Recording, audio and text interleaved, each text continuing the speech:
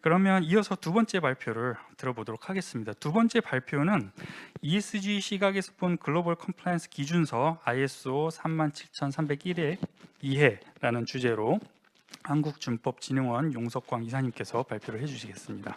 반갑습니다. 저는 한국준법진흥원의 용석광 사업이사입니다. 이렇게 코로나 환경 속에서도 이렇게 온라인으로라도 이렇게 찾아뵙게 돼서 너무너무 반갑습니다. 오늘 제가 설명드릴 자료는요, ESG 시각에서 본 컴플라이언스 기준서로 해서 ISO 37301에 대해서 설명드리도록 하겠습니다. ISO 37301은 이제 나온 지 4달밖에 안 된 글로벌 스탠다드입니다. 그거에 대해서는 조금 이따 자세하게 한번 제가 설명드리도록 하고요. 저는 ESG 개념이나 요소 같은 경우에서는 환경이나 사회 지배구조라는 부분에서 요소를 잡고 있습니다. 네. 우리의 ESG 대응 수준을 보게 되면요, 아직까지 제가 많은 조직들을 방문하고 뭐 했었을 때 ESG 이슈에 대해서 사실 중요성을 인식하지 못하는 경우가 대부분입니다. 특히 이제 중소나 중견기업 같은 경우에서는 인력과 자원이 부족하다 보니까 아직까지 ESG를 어떻게 해야 되는지 그런 부분에서 솔루션이 부족한 부분이고요. 중견기업 정도 이상에서는 사실 ESG 이슈에 대해서 인지도는 높으나 커뮤니케이션이 부족하고요. 일관성 있는 ESG 이슈나 전략 통합이나 이런 커뮤니케이션이 부족한 기업들이 아직 많이 있습니다. 제가 생각했었을 때는 사실 역량이나 기업의 잘하고 있는 역량이나 장점을 잘 살리게 되면은 ESG 이슈를 살릴 수 있음에도 불구하고 아직까지 그런 부분에 부족한 점들이 있는 것 같습니다. ESG 가이드라인이 여러 가지가 있는데요. 유엔에서 2030년도까지 17개 목표를 세우고 있습니다. 지속 가능 목표로 해서 2030년도까지 세우고 있고요. 평가적인 부분에서는 시계 방향으로 보시면 좋을 것 같습니다. 평가적인 부분에서는 국내 다양한 평가 지표나 지수가 포진되어 있고요. 공개나 보고적인 부분에서는 뭐 TCFD나 CDP, SASB, 국민연금 등등에서 다양한 공개 요구를 하고 있고, 더더욱더는 사실 금융위원회에서는 2030년도까지 모든 코스피 상장사에서 ESG 공개 의무화를 지금 발표를 앞두고 있는 상황이고 공시를 준비하고 있는 상황입니다. 실행적인 부분에서는요, ESG 관련 스탠다드로 해서 ISO 37301이 컴플라이언스 기준서로 나오게 됐습니다. 아까도 말씀드렸지만은 사실은 답은 정해져 있습니다. 사실 ESG를 하자는 거고요. 환경과 사회나 거버넌스, 그리고 준법과 컴플라이언스, 부패 방지 여러 가지를 지키겠다고 하는 겁니다. 다만 문제가 어려울 뿐이죠. 그 문제점을 해결할 수 있는 실행 요소들이 ISO적인 부분에서 각각 녹여져 있고요. 기업에서는 실천 의지를 입증할 수 있는 요소들을 가지고 있는 사항들인 겁니다. 경영진 입장에서도 사실 그걸 가치 평가로 해서 입증할 수 있는 사례들이 될 것 같습니다. ESG 평가와 한계를 잠깐 말씀드리면요, 포괄적입니다. 사실은요, 광범위하고요. 객관적으로 측정도 사실은 불가능한 부분도 있고요. 이해상충이나 여러 가지 ESG 평가 기관에서도 이슈가 다양한 점들이 있을 것 같습니다. 일관성이 부족한 부분도 있을 거고요. 투자성과 상관관계가 모호한 부분도 일부 있는 부분 있습니다. 그래서 ISO에서는 사실은 TC309라고 해서 테크니컬 커미티라고 해서 기술위원회에서는 309 위원회에서는 ISO 37001과 37301을 제정을 했습니다. 특히 37301 같은 경우에서는 이제 4달밖에 안 됐기 때문에 굉장히 글로벌 스탠다드에서도 중점적으로 보고 있는 부분이고 파퓰러 스탠다드로 떠오르고 있는 표준이라고 보시면 좋겠습니다. ISO 37301이 나오기 전에 과거에서 19600이라는 글로벌 컴플라이언스 가이드라인이 있었습니다. 그 부분을 해서 많은 기업들이 준비도 했었고 추진을 했었던 것이 생각납니다.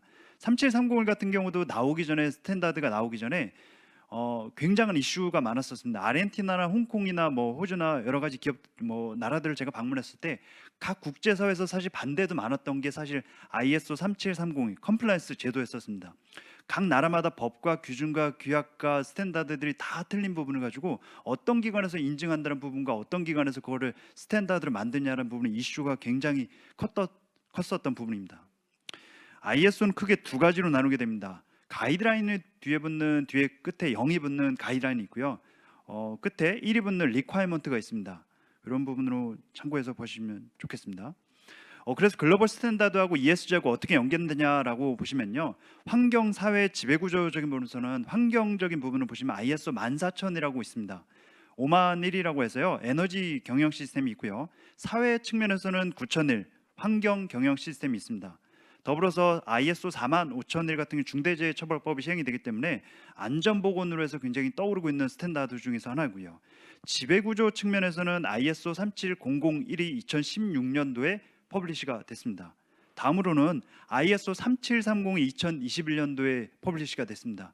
이때 당시 아까도 말씀드렸지만 37301 같은 경우에는 굉장한 이슈화가 있었고 굉장한 논란도 많았던 표준이었고 ISO 이쪽 업계에서는 굉장히 ISO 37301의 모든 걸 다 포괄할 수 있는 스탠다드로 보고 있습니다. 왜냐하면은 각 ESG 평가 기준 중에서도 법적인 부분이나 기업이 지켜야 될 여러 가지 이슈나 뭐 컴플라이언스적인 부분에서 ISO 37301이 모든 걸 다 포괄하고 있기 때문에 그런 부분에서 포괄적으로 보시면 좋겠습니다. 경영 시스템 관계도라고 보시면요, 제네릭 스탠다드 좌측에 보시면 제네릭 스탠다드가 있고요, 하단에 보시면 섹터 스탠다드가 있습니다. 그 표준 중에서 같이 하이 레벨 스트럭처로 되어 있습니다. HLS 구조라고 하는데요. 쉽게 설명드리면은 사람의 몸의 뼈는 똑같은데 왼쪽으로 보게 되면은 컴플라이언스 다루냐, 아니면 살들이 컴플라이언스 다루냐, 아니면은 부패 방지를 다루냐, 그 차이점이라고 생각하시면 좋겠습니다. 프레임이 똑같다는 말씀을 드리는 겁니다. 스코프로 보시게 되면요, 브라이버리 죽인 부분에서 하면은 사실은 형법에서 보면 증례, 순례밖에 없습니다. 커럽션적인 부분에서 보면은요, 뇌물, 선물, 접대, 기부, 유사한 이익들 관련해서 더 넓습니다. 컴플라이언스 측면에서 보게 되면요, 37301을 보면은 훨씬 더 넓은 범위입니다. 그래서 논란도 더 많았던 부분입니다. 법만 보더라도 오른쪽 상단에 보시면 법만 보더라도 규제 법률만 500개가 넘습니다.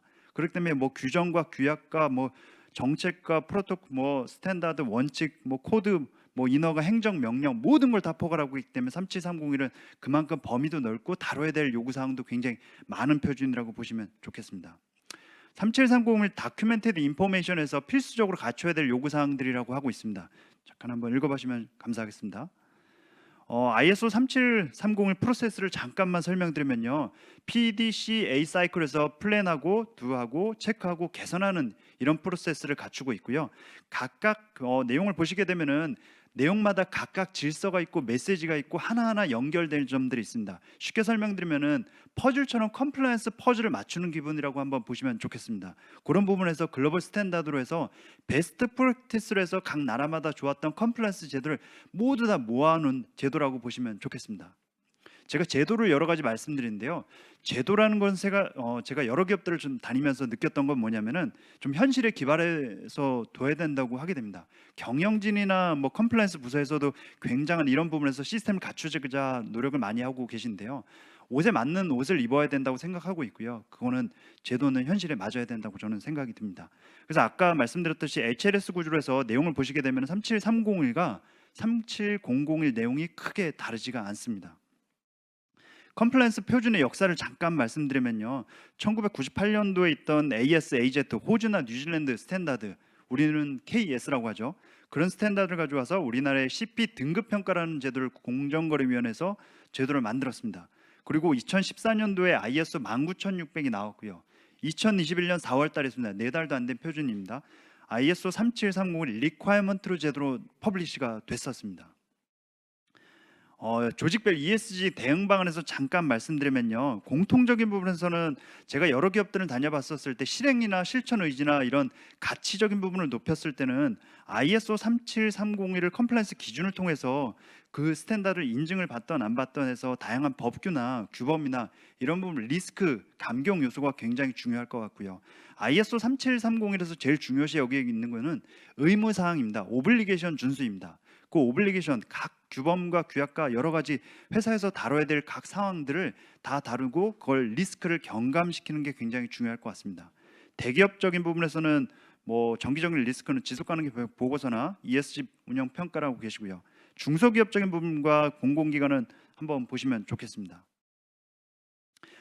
부실 인증의 위험성이 있습니다. ISO는 항상 과거 1세대 ISO 하셨던 분들께서도 아마 많이 느끼실 수도 있을 것 같은데요, 1세대 분들이 사실 ISO가 좋았던 제도였는데도 불구하고 그 제도를 사실 망쳤던 부분도 있습니다. 부실 인증이란 항상 이슈를 따라왔었고요. ESG 와싱과 아마 비슷한 것 같습니다. 과도기를 겪어야 되는 부분도 저도 반드시 생각하고 있는데요, 국제 기준이나 절차를 위반하는 겁니다. 부실 인증이라는 부분에서는요. 인증이라는 부분을 한번 생각해 보시게 되면, 인증은 운전면허증으로 생각하시면 모두 다 딸 수 있습니다. 대부분은요. 누가 컨설팅을 해주든지 누가 교육을 받든지 누가 구축을 하든지 사실은 인증은 다 받을 수 있을 겁니다. 다만 자동차처럼 사고가 나거나 기업이 다치거나 누군가는 다치는 거는 사실은 기업마다 다를 수 있는데 얼마나 준비하고 얼마나 제도나 현실에 기반해서 만들었다는 시스템이 중요할 것 같습니다. 그래서 ISO 37301은요 조직적인 ESG 체계의 굉장한 실행 의지를 높일 수 있는 데 도움이 되고요. 컴플라이언스 건강도를 높일 수 있습니다. 혹시나 직원이 유혹을 받거나 잠재적인 범죄자를 예방할 수 있는 초지가 될 것 같고요. 이를 위해서 37301의 형식만이 아니라 조직 내재에서 내재화가 굉장히 필요할 거라고 생각이 듭니다. 네, 감사합니다. 네, 발표 내용 잘 들었습니다. 컴플라이언스와 관련이 있는 여러 개의 글로벌 표준을 보여주셨고, 특히 컴플라이언스 매니지먼트 시스템 리퀘어먼트에 해당하는 ISO 37301을 ESG 시각에서 포인트를 짚어주셨습니다. ESG를 위해서 무엇을 어떻게 해야 할지 기업들이 이제 고민이 많을 것 같은데요. 그런 기업들 입장에서 기존의 컴플라이언스 관련 글로벌 표준을 기반으로 준비할 수 있다는 점을 현실적으로 제시해 주셨다는 점에서 의미가 큰 것 같습니다. 발표에 수고해 주신 용석광 이사님께 다시 한번 감사의 말씀 드리고요.